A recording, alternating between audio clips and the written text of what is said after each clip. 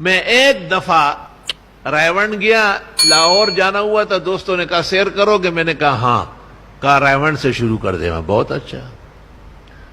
مغرب کی نماز سے پہلے ہم پہنچے تھے، یہ طارق جمیل میں نے دیکھا دیوار کے ساتھ کھڑا تھا، مجھے دیکھ رہا تھا، لیکن مولانا احسان صاحب نے کہا یار بھائی عبدالوہاب سے تو ملو۔ میں نے کہا ان کا اعلان ہوا ہے بیان کا، کہا اعلان ہوتے رہتے چلے۔ مولانا احسان کے ہمراہ، وہ زندہ ہے الحمدللہ، بھائی عبدالوہاب کے کمرے میں گئے۔ بھائی عبدالوہاب کو اس وقت اتنا تیز کشف ہوا کہ میں مان گیا کہ یہ صاحب دل ہے، کامل و اکمل ولی ہے۔ اور مجھے کہا ہم تو ایسے ہی ٹوٹا پھوٹا کام کرتے ہیں، لیکن اللہ نے اس میں برکت ڈالی ہے، لوگوں کو فائدہ ہو رہا ہے۔ پھر دو قصے مولانا یوسف بنوری کے سنائے، امریکہ و برطانیہ میں، کہ انہوں نے ہمارے ہاں بیان کیا، اس کی بہت ضرورت تھی۔ اور دو قصے مفتی محمود کے سنائے۔ ایک قصہ صرف سناتا ہوں۔ بھائی عبدالوہاب صاحب نے کہا کہ ہم ایک ایسے ملک میں جا کے جمع ہو گئے اور نظام الدین بستی کے بزرگ بھی آئے ہوئے تھے، لیکن کوئی غلط سی آئی ڈی ہو گئی اور ہم پر سخت پابندی لگ گئی، یہاں تک کہ وہاں کے مسلمانوں نے بھی ہمیں معذرت کی ہے کہ ہمارے پاس ملنے نہیں آؤ۔ ہم بہت پریشان ہوئے، اپنے ہوٹل سے باہر نکل نہیں سکتے تھے۔ اچانک ہمیں ایک خبریے سے پتہ چلا کہ پاکستان سے ایک موقر وفد آیا ہوا ہے اور اس کی قیادت مولانا مفتی محمود صاحب کر رہا ہے۔ سچ کہا ہے کسی نے، جب تک سورج چاند رہے گا مفتی تیرا نام رہے گا۔ عبد الشکور دن پوری زور سے جوش میں آیا، وے لوگو، مولانا مفتی محمود تھے، کبھی وہ بھی موجود تھے، شیخ الحدیث و شیخ التفسیر تھے، کبھی صوبہ سرحد کے وزیر تھے۔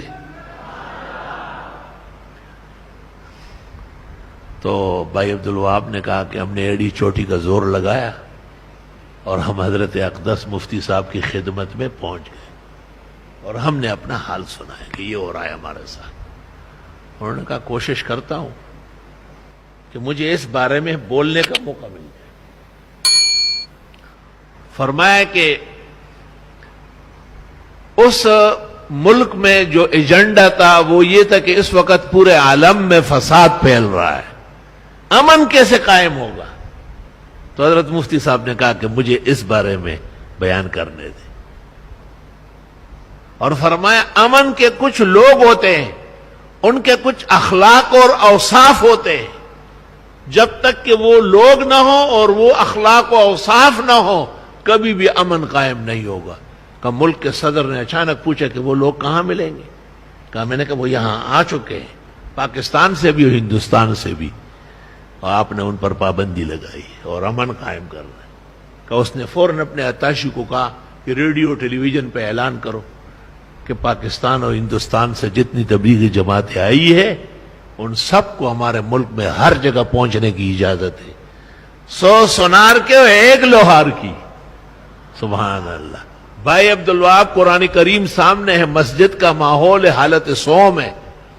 مجھے یہ واقعہ سنایا، میرے رونگٹے کھڑے ہو گئے اور فرمایا حضرت تو ہمارے بہت بڑا سہارا تھے۔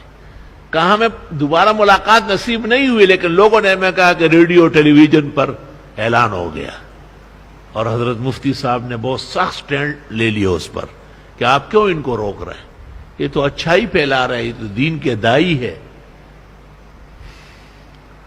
وی جانان دی بدکڑی زبخکڑما خدای بد سزا خپل ورکوي،